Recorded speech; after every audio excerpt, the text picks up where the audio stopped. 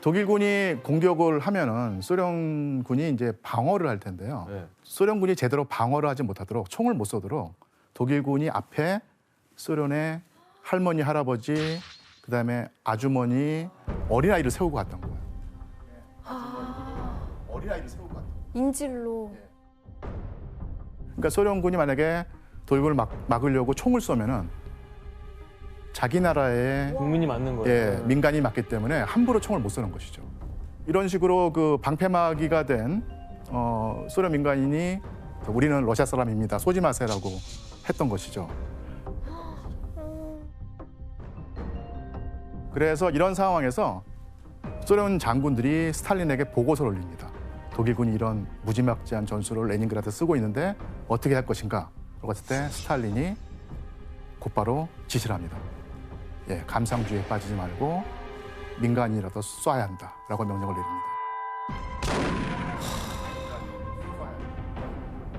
와, 진짜 무자비한 사람이다.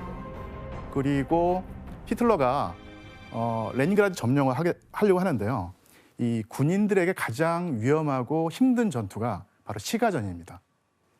시에서. 예, 시에서 싸움을 했을 경우에 상대방이 버티겠다고 하는, 끝까지 싸우겠다는 의지를 가지고 저항을 하면 공격하는 측이 엄청난 피해를 입을 수밖에 없어요.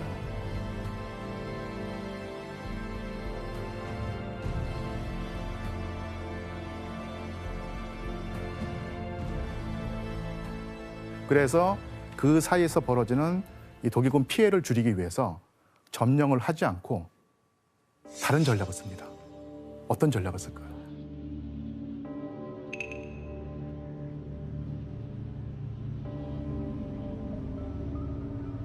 레닌그라드를 포위하고 봉쇄를 합니다. 그러니까 절대로 물자라든지 식량이 들어가지 못하도록. 그 봉쇄 기간이 900일 동안 진행이 되는데요. 900일 동안. 900일 동안. 못 버티지. 2년을 넘게요? 그래서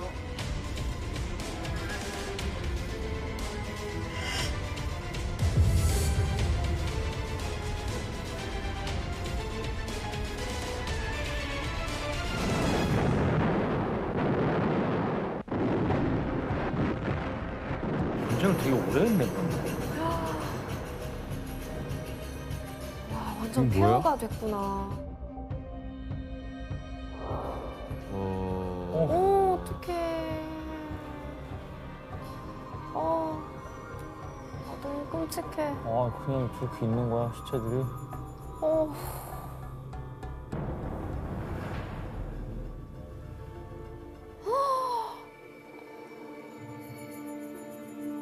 되게 추웠나 보다. 네, 기억, 네.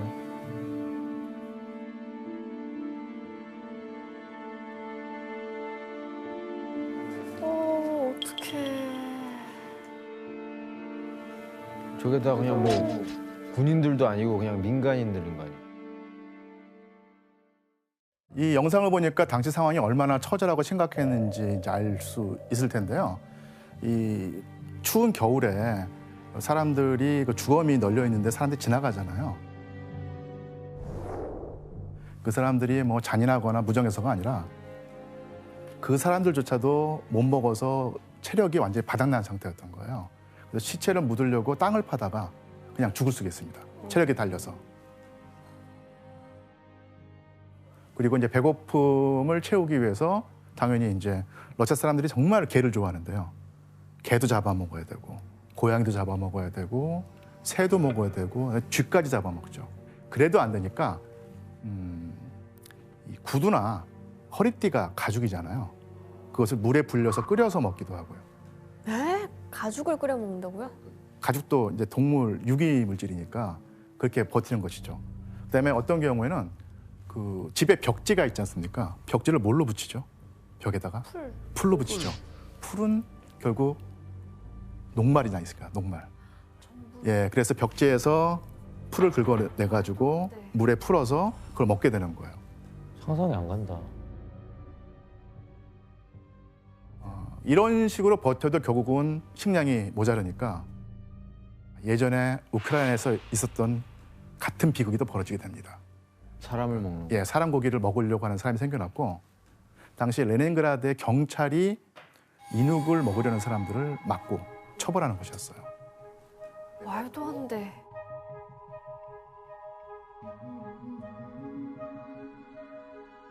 그래서 이런 식으로 첫 해 겨울에 수십만 명이 굶어 죽었다고 돼 있어요. 그리고 가장 극심했던 때는 하루에 5천 명이 죽었던 때도 있습니다. 저게 다 레닌그라드 그래도 그 도시에서만요. 그래도 항복을 안 하고 시민들이 계속 버틴 거예요. 예. 그래서 1942년 레닌그라드와 모스크바의 전선에서 진전이 없자 독일은 결단이 필요했습니다. 그래서 계획을 이렇게 변경합니다.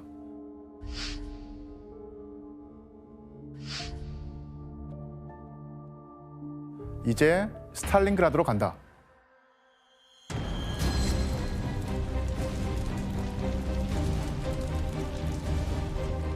그래서 스탈린그라드를 향해서 진격을 하게 됩니다.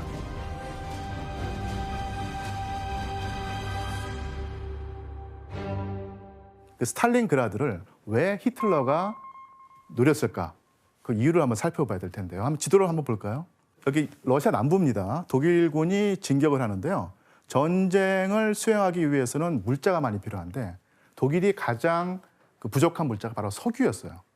근데 이 석유가 아주 많이 나는 유전지대가 바로 이쪽이었거든요. 바쿠, 마이코프라고 하는 도시가 있는데요.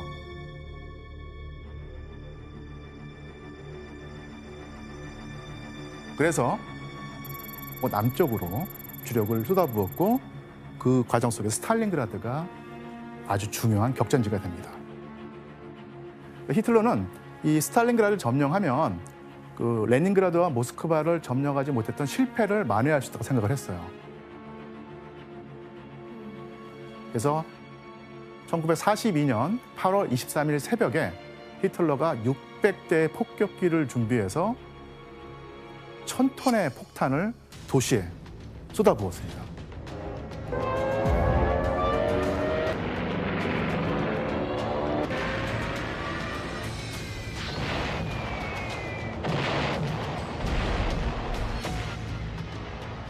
당시 그 스탈린그라드 인구가 60만 명이었는데 공습경보가 울렸을 때는 이미 폭격이 진행된 상태여서 4만 명이 목숨을 잃었습니다. 당시 표현을 빌리자면 하늘이 폭탄으로 까맣게 뒤덮일 정도였다라고 하면서 한순간에 불바다가 되죠.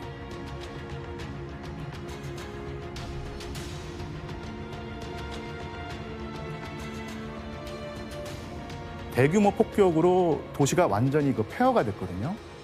공격을 하는 독일군과 방어를 하는 소련군이 이 폐허가 된 시가에서 교전을 벌이게 됩니다.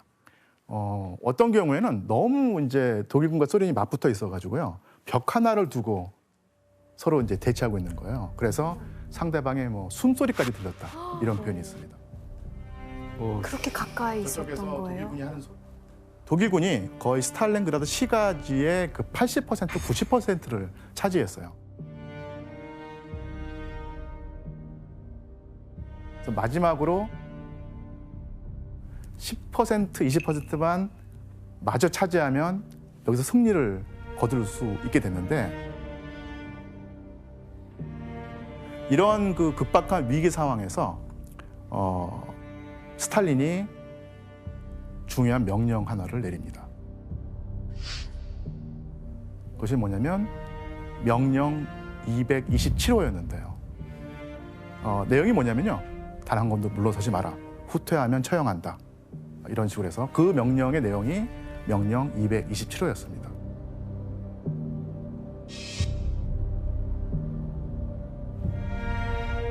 상당히 그 잔인하고 공포스러운 법령이었지만 그 명령이 내려진 다음부터는 투지를 불태우는 그런 전투부대로 거듭나게 되면서 이 독일군에게 반격을 가했던 얘기입니다. 그래서 독일군이 이 스탈린그라드로 진격을 해서 이 스탈린그라드를 점령하기 위해서 모든 힘을 쏟고 있을 때 스탈린이 작전 하나를 세웁니다. 껴안기 작전이라고 하는 전략을 쓰는데요.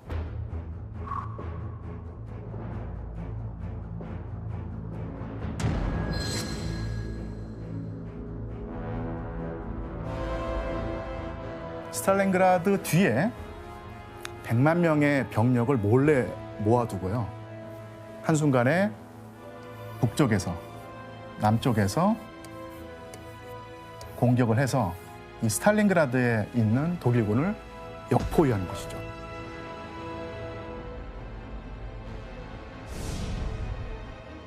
껴안기 작전이라고 하는데 그 정식 명칭은 천왕성 작전입니다.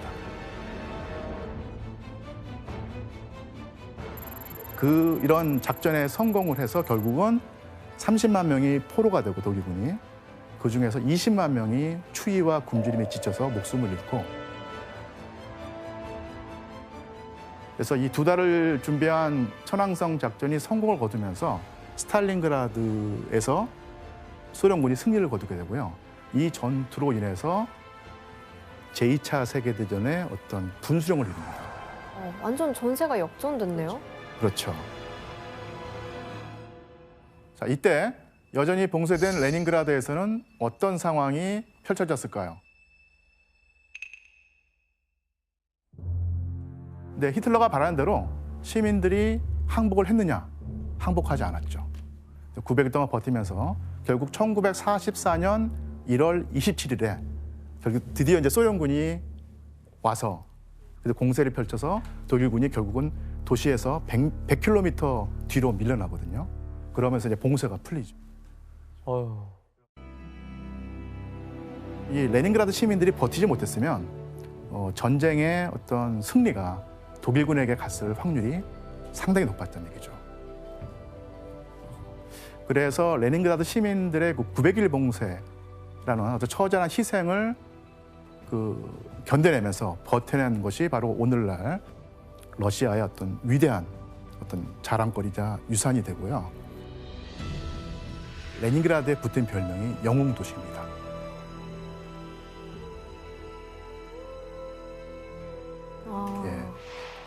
진짜 대단한 항전이었던 것 같아요. 900일 동안.